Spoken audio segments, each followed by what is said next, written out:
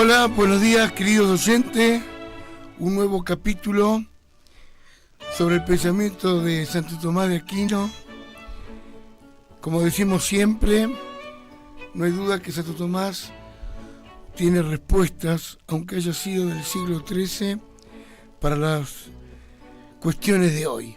Hoy nos acompaña Andrés Borbore Muriel, desde Mendoza.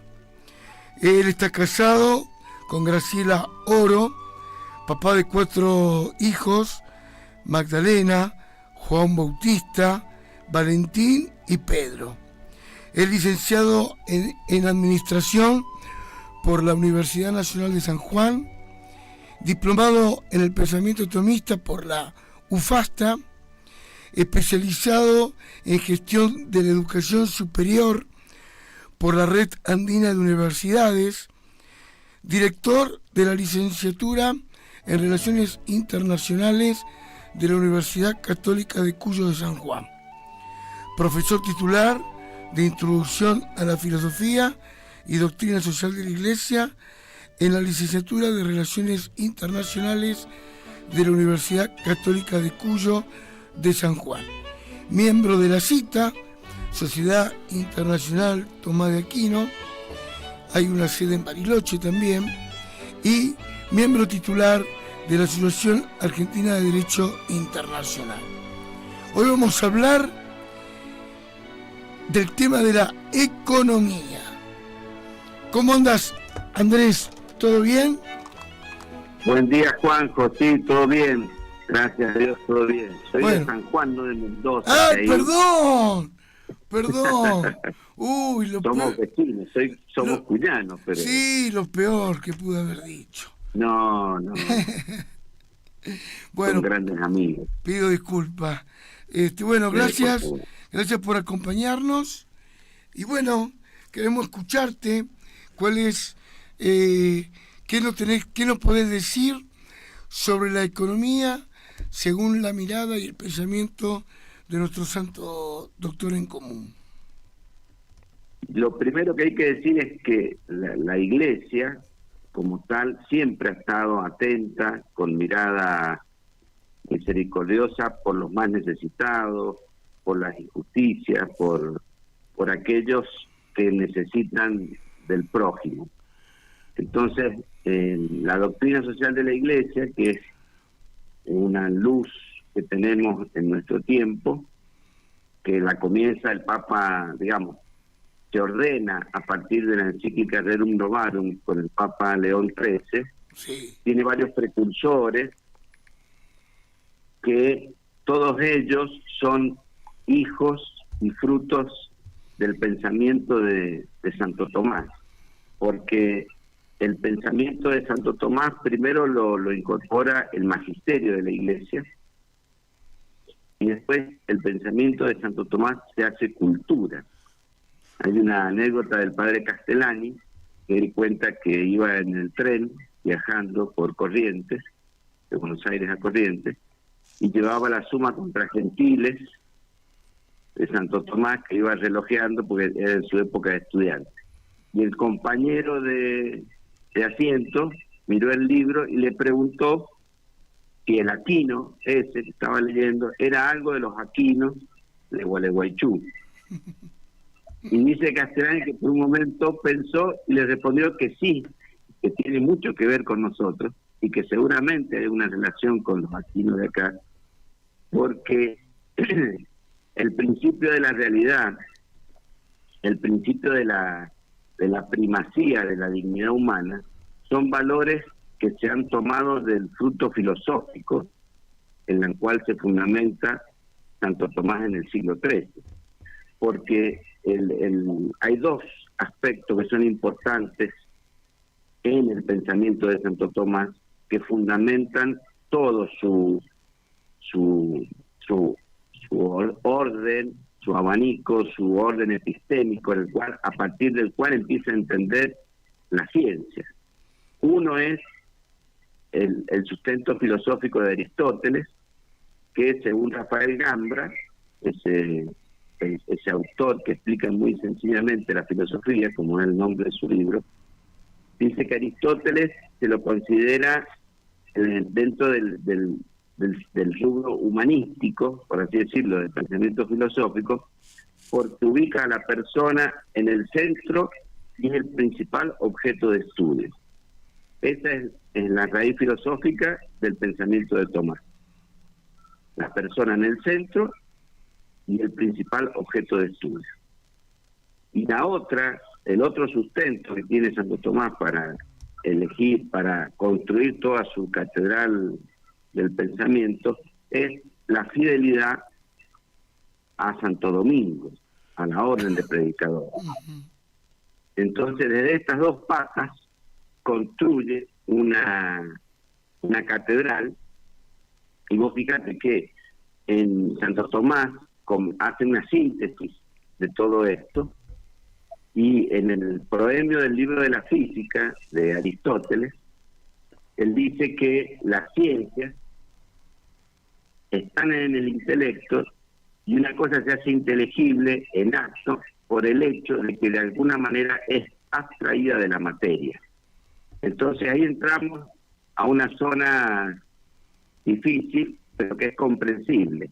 Es decir, el ser humano, para entender las cosas que lo rodean, necesita abstraer la parte de materia para que esa idea pueda ser trabajada intelectualmente, pueda ser abstraída. Entonces, cada cosa tanto es más inteligible cuanto más es separable de la materia. Por eso las cosas que según la naturaleza están separadas de la materia son, según en sí mismas, inteligibles en arte. En cambio, en este sentido, por ejemplo, te puedo decir que la matemática, la geometría, son abstracciones que hacemos los seres humanos, que hace el mundo científico para entender la realidad. El problema es cuando, como consecuencia del proceso de secularización y de fragmentación social, esta abstracción matemática, que es la base de la economía, es la que empieza a dominar la realidad a partir de la cual la entiende el ser humano.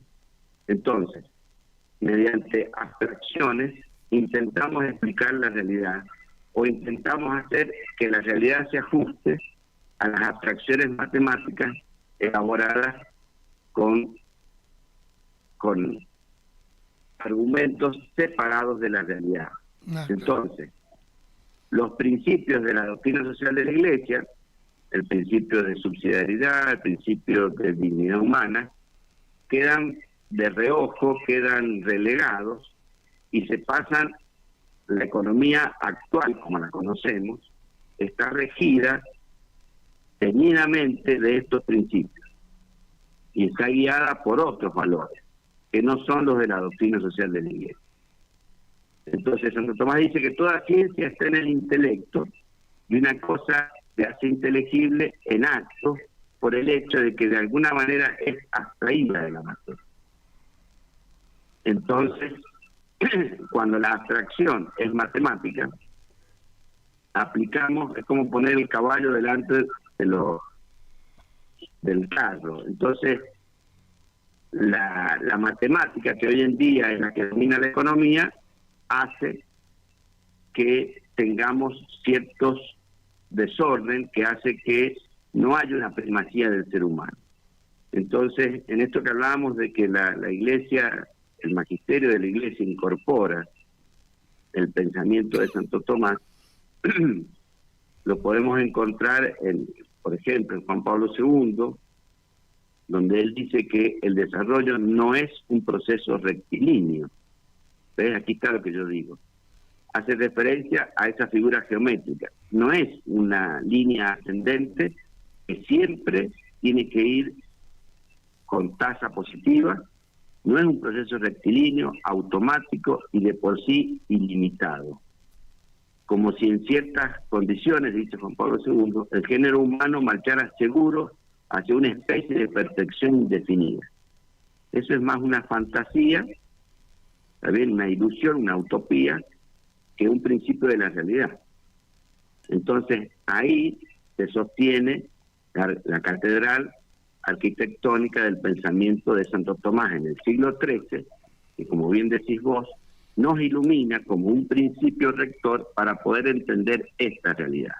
Entonces, desde ahí, desde esa perspectiva, yo digo, la economía se ubica en jerarquía, después, como bien lo has llevado vos en el programa, después de ver y conocer a Dios, o de intentar conocerlo a Dios, después de estudiar al ser humano, a la persona, desde el aspecto antropológico, después de haber visto la política, y recién llega la economía. Como que hay una jerarquía de lo real en el orden científico que plantea Santo Tomás, que vos lo has llevado naturalmente no, porque tenés esta formación en tu programa. Primero has visto muchos otros temas para llegar al de economía. Claro. Sin embargo, vos abrís un diario, el que gustes, de la Argentina y del mundo, pero principalmente de nuestro país, que están particularmente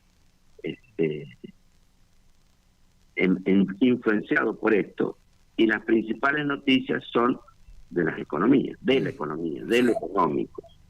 Y hay un malestar, y hay una atmósfera de crisis, desde que yo tengo uso de razón, en torno a estos temas.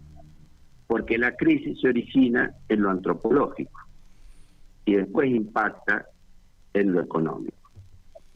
Vos fíjate, y pongo un dato de la actualísimo, las últimas elecciones se ganan por una primacía política, no por una primacía económica, porque los valores y las variables económicas no son las deseadas por nadie. Sin embargo, hay una primacía de lo político y se vio reflejado en el resultado electoral. O incluso el acuerdo comercial de Argentina que ha firmado o que van a firmar con Estados Unidos, primero tuvo un acuerdo político y después viene el acuerdo comercial. Entonces, frente a los que preguntan si hay una primacía de lo político por sobre lo económico, la respuesta es que sí. Primero está la política y después viene la economía. Eso lo estudian los clásicos, como nosotros, y los analistas políticos también lo saben. El tema es, Juanjo, es que el desorden epistémico, el desorden de cómo abordar el mundo científico de nuestro tiempo, nos lleva a un desbarajuste en lo económico y en la vida de las personas, en lo material, en lo espiritual, pero estamos hablando de economía, que parece ser categórico para poner en evidencia que ese enfoque está equivocado. Por ejemplo, según la consultora Credit Suisse, el 82% de toda la riqueza creada en el 2018 fue a parar al 1% más rico, mientras que la mitad más pobre de la humanidad no recibió nada. Entonces, hay un problema de desigualdad a nivel global que el sistema como que lo genera en sí mismo. No voy a entrar en eso, pero lo que quiero remarcar es que la doctrina social de la Iglesia es la que aporta las luces, los principios para poder entender que la primacía del ser humano no es una cuestión ideológica y no es una cuestión del siglo XIX con la revolución industrial, donde el Papa León XIII publica la Rerum Novarum, sino que esto viene de toda su historia. Por ejemplo, hay profetas del siglo VIII antes de Cristo, Miqueas, Isaías, que ya hablan de lo social, de la injusticia y de los pobres. Y esto también parece un escándalo, decir, hablamos de economía y hablamos de los pobres. Y sí, porque cuando en el centro está la dignidad humana, la economía está al servicio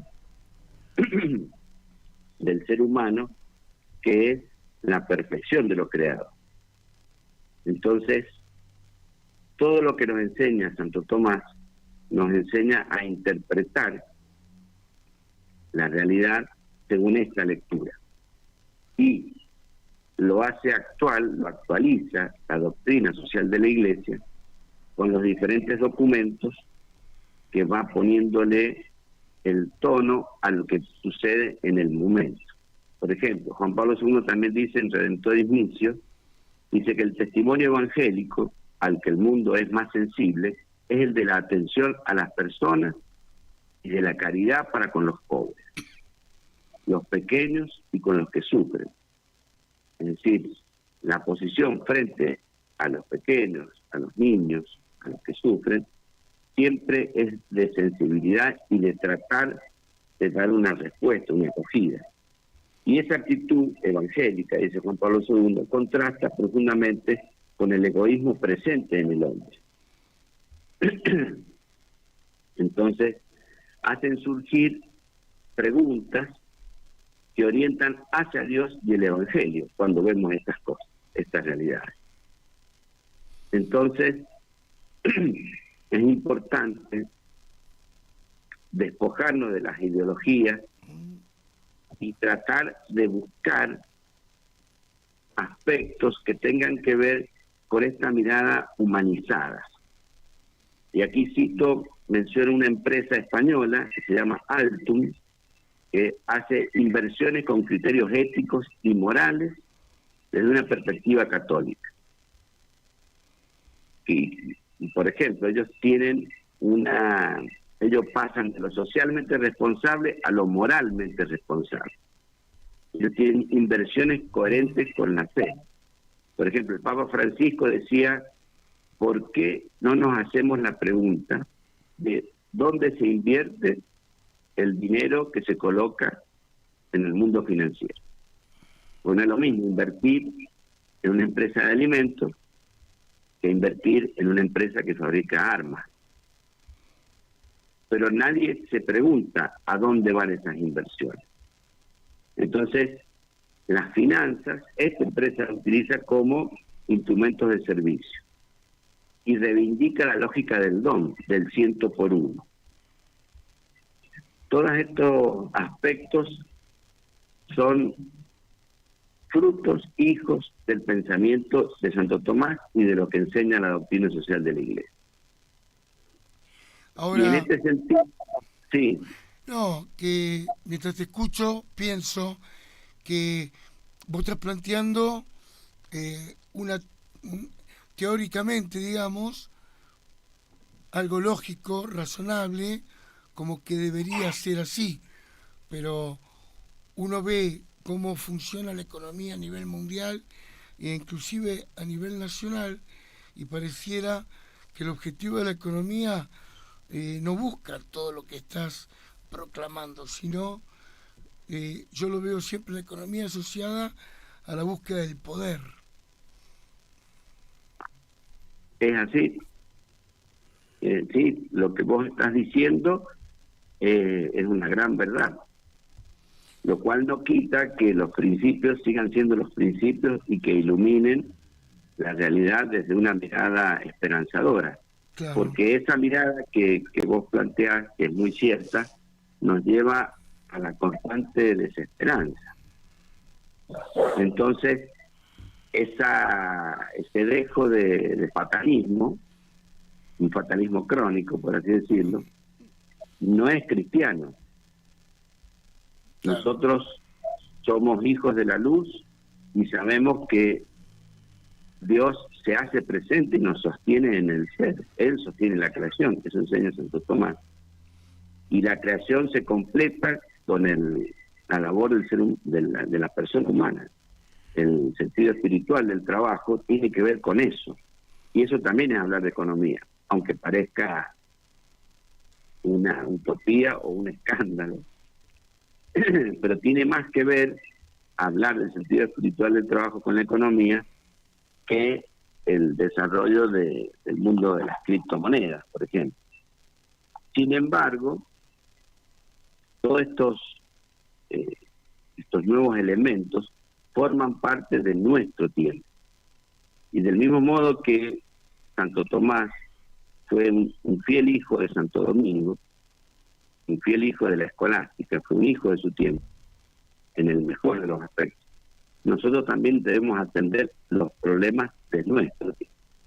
Y esos son los desafíos que tenemos los cristianos y que tenemos los que tenemos algún tipo de rol en el mundo de la enseñanza, como docente, como educadores, en transmitir valores que tengan que ver con la cultura de la paz, de la convivencia humana, y esto se logra aplicando estos principios y no otros. No hay encuentro fraterno desde el egoísmo, desde la ganancia infinita, desde, como decía el padre Fosbury en su libro La cultura católica, cuando el mundo científico, el iluminismo tomó a la matemática y sometió a la naturaleza a sus intereses, bueno, se produce un quiebre, un quebranto del orden de armonía intelectual que había en ese tiempo. Y las consecuencias de ese desorden, de ese someter la naturaleza al egoísmo, al lucro infinito, a la idea de que yo puedo hacer lo que quiero, incluso con la naturaleza, llevó a que en el siglo XIX, con la revolución industrial, los niños trabajaran 14 horas, se incendiaran fábricas con mujeres adentro, una serie de atrocidades, porque la corrupción de lo óptimo es lo pésimo, como dice Santo Tomás. Entonces se cometieron una serie de tropelías contra la persona humana en el ámbito del trabajo, en el ámbito de esta nueva realidad que era la revolución industrial, que eran los operarios metidos en fábricas, que por precursores como Federico Sanam, como Don Bosco, como tantos otros, la Iglesia toma un bagaje doctrinal. Nosotros sostenemos, y está confirmado, que el pensamiento de Santo Tomás se incorpora a la doctrina, pero también hubieron personas que lo vivieron a él. Y un ejemplo muy actual que el Papa León XIV lo dijo ayer a la comunidad, a la reunión de industriales en Argentina, es Enrique Shaw. Enrique Shaw, un empresario argentino que está en camino de los altares, siervo de Dios. La esposa era monje, millonario, podríamos decir, porque lo eran. Sin embargo, su labor en el ámbito empresarial hizo un camino de santidad. Hay una anécdota que lo describe a Enrique Shaw, en el cual él tenía cáncer y necesitaba dadores de sangre, y se ofrecieron voluntariamente los empleados a donarle sangre a Enrique Shaw. Cuando le dieron el alta a Enrique y se enteró que sus empleados le habían donado sangre, él dijo: puedo morir contento porque por mis venas corre sangre obrera. Entonces, Enrique Shaw, aunque no esté temporalmente conectado a Santo Tomás, es un hijo de Santo Tomás, porque le dio primacía a la persona humana. El salario familiar, por ejemplo, es una idea que se origina en Enrique Shaw y el grupo de empresarios con que ellos fundaron ACDE. Entonces, hay institutos jurídicos que también son fruto de esta forma de pensar, de esta primacía filosófica que aporta luz y aporta este sentido fraterno en la vida humana. Porque si nos guiamos por el egoísmo, por la rentabilidad infinita, por esta idea que decía Juan Pablo II, de que el crecimiento es un proceso, el desarrollo es un proceso rectilíneo, que es una línea recta, que siempre hay que ganar, que siempre tenemos que ir con números positivos. Si tenemos esa idea insertada en nuestra mente, no hay ningún escrúpulo, no hay ningún límite ético, no hay ética para la economía directamente. Entonces, está muy instalada la idea de que las empresas tienen que ganar siempre a cualquier precio, y no es así. Y tan es así que en el siglo XX surgió un instituto que se llama la responsabilidad social empresaria. ¿Y qué es eso? Es un freno. ¿A qué? y al desorden. Las empresas tienen que ser socialmente responsables. Eso que para nosotros es una obviedad, para el mundo de la administración le llevó muchos años, porque arrancaron con Taylor y Fayol, pero por labor de muchos dirigentes se logró instaurar esa idea de que va de la responsabilidad social empresaria, y esa idea va en línea con lo que hablamos de la doctrina social de la Iglesia. Entonces la puja es permanente, y nuestras ideas, las que nosotros pregonamos, hay mucha gente sedienta de estas ideas y de estas propuestas. Lo que hay que hacer es difundirlas, lo que hay que hacer es trabajarlas y buscarle soluciones a las dificultades del tiempo. Por eso el Papa León XIV toma el legado de León XIII, que es vos fíjate, León XIII es el padre de la doctrina social de la Iglesia, pero es también el que lo coloca a Santo Tomás como patrono de las universidades y los colegios católicos. Sí. El mismo Papa es el que pone a la doctrina social de la Iglesia con un ordenamiento doctrinal formal. Y nuestro Papa León XIV toma esa posta ante los desafíos de la revolución del Internet, la revolución de la inteligencia artificial, que sin duda viene a cambiar el escenario mundial en lo que hace a la relación del empleo y del trabajo. Entonces, ante esta realidad hay que buscar soluciones creativas y profundamente humanas. Y la institución más humana que existe en la historia es la Iglesia Católica. Y como frutos de la Iglesia Católica, como hijos de la Iglesia Católica, nos encontramos nosotros. Muy bien, Andrés. Bueno, mira, te dejo una pregunta para que vayas pensando, para cuando retomemos la segunda parte. Acá manda saludos Claudio de Caballito, muy bueno el programa, manda saludos, y dice, ¿qué opinaría Santo Tomás de este sistema económico libertario? No, qué pregunta. ¿Y qué diferencia hay con el liberalismo económico? Anda pensando, te tiró un salvavidas de plomo, me parece. Sí, y la verdad que es difícil, y ya anticipo que no tengo pensá, para responder. Dale. Abrazo, ahí retomamos. Dale, gracias. Radio con Voz Patagonia. Bueno, Andrés, antes de responder a la pregunta que quedó pendiente, Sí, señor. Acá, bueno, llegaron también dos consultas más. Una, si después ponerle el orden que vos quieras. El contexto económico en la época de Santo Tomás, allí por el siglo XIII, ¿cuál era? Y si también nos podés hablar un poco de cuáles serían, según el magisterio de la Iglesia, inspirado en el pensamiento de Santo Tomás, la diferencia entre el liberalismo y el socialismo en materia económica. Bien, bueno, qué preguntas, ¿no? La que me dejaste antes del corte. Problema tuyo. Tremenda, ¿no? Sí, es muy difícil reflexionar así frente a lo que se está viviendo. Claro. Esa capacidad por ahí no todos la tienen, la capacidad de analizar la realidad, de ponernos como desde un mangrullo y poder observar el panorama. El gobierno actual en Argentina, sin duda que hay un cambio respecto del gobierno anterior en lo que hace a la incumbencia del Estado en las actividades, en el quehacer económico.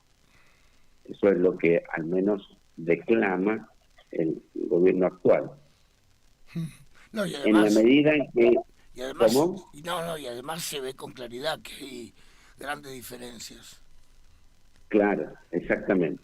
En la medida en que esto beneficie a la persona humana, bienvenido sea. Yo, por ahí hay que salirse de las etiquetas de que todo lo que hace uno está bien y todo lo que hace el otro está mal, Claro. sino con la libertad de los hijos de Dios decir, bueno, si esto va en línea a mejorar la vida de las personas, tiene que es bienvenido. Ahora, si esto no va en beneficio de la persona, y ahí empezamos con los ruidos, ¿está bien? Y la actividad política y económica actual es muy dinámica, muy cambiante y muy fuera de los planos teorizadores, digamos. No hay, como que se han roto los libros, ¿está bien? Como que hay una novedad, uno encuentra novedad en lo que se hace. Algunos entienden que hay una mirada cíclica de interpretar las cosas que dice que esto va a terminar mal, otros aseguran un cambio ultra positivo, pero la realidad es sumamente cambiante y en un aspecto quizás genero mucha polémica con lo que voy a decir, Juan, que espero que me sepa interpretar. Sí, dale, dale. Pero hay una idealización del sector externo en Argentina. Nosotros siempre se vive añorando como que afuera todo es mucho mejor que lo que nosotros vivimos. En materia económica, en materia social, en lo que sea. Hasta en el fútbol, te diría, excepto porque Messi hizo lo que hizo, digamos. Pero entonces, frente a esta idealización hay que poner una mirada un poco más tranquila de la realidad y tratar de no entrar en estas miradas totalizantes de que todo está bien y todo está mal. En la medida en que las decisiones políticas en materia económica sean instrumentos que beneficien a las personas, las decisiones que se toman van a ser positivas y van a ser bien vistas. El resultado se da con el paso del tiempo. Y como te dije en el bloque anterior, en este caso las elecciones las ganó el gobierno por una decisión política, no económica, porque los indicadores económicos no son buenos. Pero la decisión política está clara del electorado cuál es. Hay que ver si eso impacta en los resultados económicos. Esa sería la respuesta a la pregunta anterior. Sí. No sé si fui claro. Sí, muy claro. Y después me preguntaste del siglo XIII, cómo era la actividad económica en ese entonces. En ese contexto. Bueno, ¿no? ¿Cómo? Sí, en ese tiempo, ¿cómo era el contexto económico de esa época? Y eran artesanos mayormente, no había el desarrollo, la revolución industrial viene del siglo XIX, con la máquina del vapor, con otros descubrimientos que hicieron que la producción empiece a trabajarse esta idea de la industria, de la producción en serie, toda la labor de los administradores dentro de las fábricas, los ingenieros industriales, todo eso viene del siglo XIX. En la época de Santo Tomás era todo artesano. Estaban asociados, estaban los gremios, las actividades de los empresarios o de los artesanos por oficio, agrupados, pero no existía el factor industrial, por así decirlo, que hoy sí lo tenemos y que eso surge en el siglo XIX. Ese era el contexto en el cual se desarrollaba la vida económica en la época de Santo Tomás de Aquino. Nada que ver a lo que tenemos ahora. No son puntos de referencia de tratar de hacer revivir ese mundo en el nuestro. Es incontrastable. Los desafíos son los de este tiempo. Igual es como comparar el siglo XIX con nuestro siglo. Está bien. Con la revolución de la tecnología, la revolución de la inteligencia artificial, que muchos no se sabe y muchos no sabemos las consecuencias que puede tener. Bueno, lo mismo pasó en el siglo XIX. No se sabía qué consecuencias iba a tener este nuevo fenómeno de las industrias, de las fábricas, de la producción en serie y de la locura de producir bienes y servicios, todos bienes, de manera astronómicamente más rápida que antes. Que el artesano uno por uno a una línea de montaje, ¿te imaginas? Hay un cambio abismal.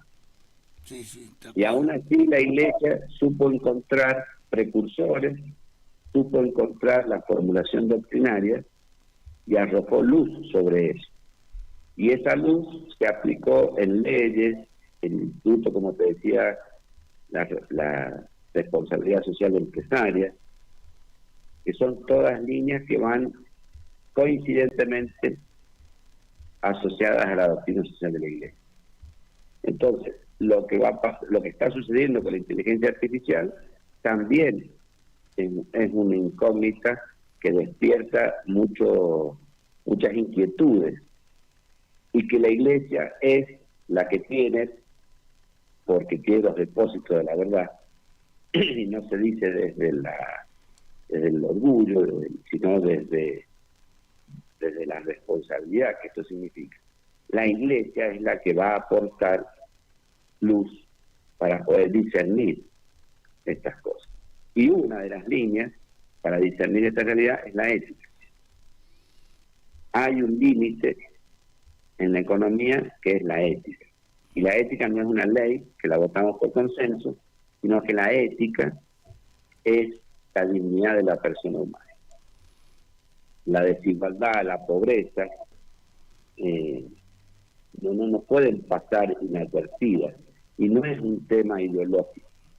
Ahí, por ejemplo, está un aporte que hago según Oxfam, que es una institución que está en Londres, una ONG que hace mediciones, dice que si se mantiene el grado actual de desigualdad, la economía mundial tendría que crecer 175 veces para que todos ganaran más de $5 al día. Es decir, este sistema en el cual vivimos genera desigualdad, genera que hayan ricos muy ricos y pobres indigentes. Y eso no es un tema del marxismo, sino es un tema, como te comentaba, de los profetas, de la misma Iglesia, que siempre protege al pobre, siempre habla de injusticia, y lo va a seguir haciendo. ¿Está bien? Sí, sí, tal cual. Bueno, en ese sentido, sí, decimos. Dígame. No, en ese sentido es importante mantener el equilibrio, o mantener la mirada tranquila de la realidad, el análisis de la realidad. Porque cuando entramos a ponernos frenéticos y queremos que todo se justifique, es porque tenemos una posición taxativa que nos aleja de la verdad y de la realidad y de cómo son las cosas. La pregunta que quedó pendiente era cuáles serían las diferencias sustanciales entre una economía socialista y una economía liberal, y qué dice el magisterio de la Iglesia al respecto. Y lo que enseña, por ejemplo, Sacheri, en el librito del orden natural, que es muy recomendable porque es muy simple su lectura y muy claro, él muestra en breves reflexiones y páginas que hay dos posiciones opuestas que terminan siendo unidas por un punto en común, que es el materialismo. El Estado donde todo lo hace, el Estado de concepción marxista, donde no hay un bien individual, sino que es un bien colectivo, y lo único que importa es eso, el bien colectivo. no hay propiedad privada, no hay la posibilidad de libertad de culto, libertad de expresión. Y en el otro extremo, el liberalismo a ultranza, donde lo único que importa es el bien individual, el beneficio individual, las libertades individuales. Donde si usted tiene algún tipo de inconveniente, o donde los beneficios se obtienen a partir de lo que usted tiene. Si usted no ha sido agraciado con algún beneficio heredado, usted va a estar siempre en el mismo lugar, porque difícilmente tenga la protección de alguien que lo cuide, porque no existe el Estado, o se pretende que el Estado quede reducido a una mínima expresión.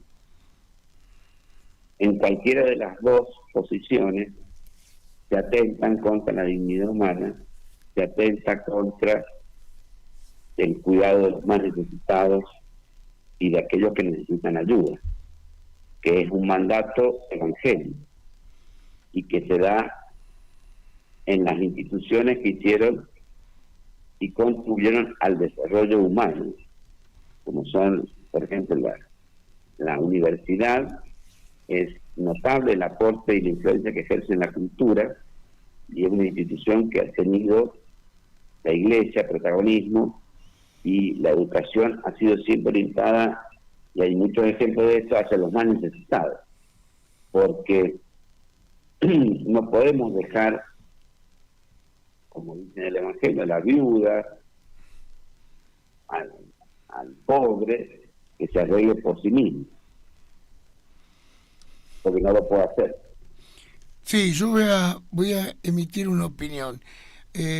A mí yo, bueno, creo que en esto vamos a coincidir, además no creo que estén inventando la pólvora, pero yo ya estoy harto de aquellas posiciones extremas en donde todo tiene que estar estatizado y el Estado me tiene que resolver mi vida, darme la casa, darme la salud, darme la educación, darme todo. Y yo no tengo que aportar nada, el Estado tiene que resolver mi situación y todo tiene que estar estatizado. Y el otro extremo, en donde, bueno, cada uno se arregle como pueda, a ultranza, y el Estado es simplemente un Estado gendarme que vigila, mira y nada más. En donde, claro, donde cada uno donde cada uno tiene que luchar por lo que quiere y en contra de los demás. Y es una ley de la selva donde siempre obviamente va a ganar el más fuerte. Y acá desaparece un montón de principios, el principio del bien común, el principio de subsidiariedad que vos nombraste en la primera parte del programa. Entonces es una lucha encarnizada entre una ideología y la otra. Y vamos y venimos. Y la historia argentina pasamos de un extremo al otro. Y así continúa nuestra historia. Creo que coincidimos que la respuesta frente a esto, ¿cuál es? Bueno, habrá que estatizar lo que haya que estatizar y dejar librado a la iniciativa privada lo que se pueda dejar a la iniciativa privada. Y acá lo que importa, lo que va a determinar qué cosa uno y qué cosa el otro, es, como dijiste vos, el bien de la persona humana, teniendo eso como principio determinante, y el bien común del país. El bien común va unido al bien personal. Entonces, yo estoy harto. Y ahí el principio de subsidiariedad que mencionaste recién, que es dejar que los particulares hagan lo que les corresponde, y cuando no pueden, interviene el Estado. Es muy complejo de entender, pero no se termina de valorar por ahí, me parece. Y eso es un instrumento de decisión política estratégica, porque hay nociones, hay exigencias de lo que quieren que el Estado intervenga necesariamente. Claro. El padre Castellani hablaba de hacer caminos, eso le corresponde al Estado. ¿Está bien? Sí, Tender puentes, unir ciudades, va con la fraternidad social, va con esta idea de amistad social. No construir muros, por ejemplo, que entramos en zonas polémicas con el tema de los inmigrantes y la búsqueda de un mundo más amigable, porque viven en situaciones terribles, lo que sucede en África, en Asia, con las persecuciones políticas, el orden social tan precario que ellos tienen, y huyen y entran en un sistema de corrupción tremendo, que es la trata de personas. Todo eso va vinculado con la economía, porque todo eso tiene que ver con las consecuencias de la actividad humana que impactan en el quehacer económico. Entonces, frente a esta realidad, uno no puede decir que no me interesa o que no me produce absolutamente nada el dolor, el llanto de una abuela que ha perdido a su nieto. Esos son cosas que nos deben conmover. Y si no nos conmueven, es como preguntaba el Papa Francisco en Dilexis, es porque no tenemos corazón, hemos perdido el corazón. Y eso tiene que ver con la economía humana, porque la economía, si el desarrollo no es humano, no sé qué es lo que es avaricia. Tendría que ver más con la avaricia que con el desarrollo humano. El desarrollo es humano. ¿De qué sirve plantear el desarrollo económico teniendo como variable de corrección la tasa poblacional? Claro. Es sencillamente una locura. No, el problema es que hay muchas personas. Entonces, como hay muchas personas, tenemos que tienen que vivir menos personas. Mira qué solución que me da. No es al revés, no es que estás planteando mal las cosas, donde la conclusión es que hay muchos seres humanos viviendo. Qué tema que tiraste recién, qué lástima que no lo tiraste antes, pero vos habrás escuchado o conocés el famoso informe Kissinger o el informe Rockefeller, donde ordena todo el tema de la economía en orden a la densidad poblacional. Y las mismas guerras, en todas las guerras, las que hoy vivimos, tienen un trasfondo económico también, sin lugar a dudas. Totalmente. Y eso, en esto que te hablaba yo de la idealización del sector externo, por ahí muchos entienden, qué sé yo, sistemas como Estados Unidos, con la economía norteamericana, como un ejemplo, pero la economía norteamericana tiene un desarrollo y un sustento militar monstruoso. Y eso también hay que ponerlo dentro del análisis de esa economía. Y claro. De un lado y del otro también. ¿Cómo? De un lado y del otro. Exactamente. En China, Corea y Rusia es terrible. Entonces nosotros, por ahí hay una añoranza de querer vivir como una potencia sin tener esos aspectos en cuenta. Es decir, el desarrollo militar, el desarrollo científico, van todos asociados. Sí, tal cual. Entonces, la fragmentación, que es un gran problema, la fragmentación social, la fragmentación intelectual, nos lleva a analizar por parcelas la realidad. Entonces, nosotros estamos con la parcela de la economía, golpeándonos la cabeza todos los días con variables como el dólar, como las reservas. Pero bueno, tiene que ver con un todo, no es solamente esa variable. Y escuchamos programas, escuchamos economistas, y la solución nunca se va a dar, porque lo que está en crisis son los valores antropológicos esenciales. Entonces siempre vamos a estar en crisis, y siempre vamos a querer llegar a esa instancia que estamos hablando de la doctrina social y de los valores de la dignidad humana, el bien común, de la subsidiariedad. Y si lo vemos desde los recortes, desde las partes, no vamos a llegar nunca. Es una cuestión de que está mal entendido el planteo de los problemas. Bueno, Andrés, nos pasa lo que nos pasa siempre. El tiempo nos los programas no alcanzan. Sí, y además tiraste un montón de cosas a lo último. Bueno, acá manda saludos Claudio Rebecki, María Cristina Domínguez, muy interesante el programa. Marcela Laurencena también de Buenos Aires, excelente programa. Bueno, van llegando saludos, así que, y bueno, nos pasa lo que nos pasa siempre. Nos quedan los programas cortos. Bueno, también sí, porque uno no viene a dar respuestas a categóricas, sino lo que viene es a generar interrogantes, a generar la búsqueda, a invitar a la reflexión, a poner en el templo, como decía el padre Fosbury, a contemplar las cosas con más serenidad, con más calma, con mejor perspectiva.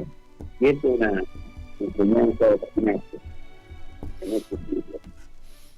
Muy bien, Andrés. Bueno, les quiero contar a los oyentes, y además también quiero que lo sepas vos, sábado que viene nos va a visitar Belén, la Caterina Belén, no me acuerdo el apellido. Es una... ¿Techín? Sí, y nos va a hablar del tema de la creación, todo el tema del Big Bang, el tema del evolucionismo. Bueno, ese va a ser el tema del próximo sábado. Se los adelanto para que, bueno, vayan también preparando las intervenciones y preguntas. Bueno, Andrés, te mando un fuerte abrazo, gracias por tu visita y quedo a disposición, y supongo que vos también, para otro próximo encuentro. Es así, por supuesto que sí. Espero haber aportado algo de mis comentarios. Estos trabajos lo hemos llevado en la universidad también con un grupo de profesores y de alumnos en la Universidad Católica de Cuyo. Hemos trabajado la vinculación de Santo Tomás con la doctrina social de la Iglesia y son temas muy desafiantes porque la vida es un gran desafío. Y vos ahí en San Juan con la cita, yo veo fotos, encuentros, se está armando un grupo lindo ahí en San Juan. Sí, con la cita. Tenemos grupo de estudio, sí señor, tenemos grupo de estudio. Hemos tenido hace poquito una charla con Fray Alberto Saguier, sí, que nos habló de esto, de la fidelidad de Santo Tomás al pensamiento de Santo Domingo. Sí. Como esto de buscar en Aristóteles, todo eso es fruto de su tiempo y fruto de la orden. Como las cruzadas intervinieron para conseguir los originales, como tradujeron los frailes al griego, del griego. Bueno, muy interesante. Bueno, Andrés, te mando un abrazo, muchas gracias. Y ahora te mando un abrazo y nos mantenemos en contacto.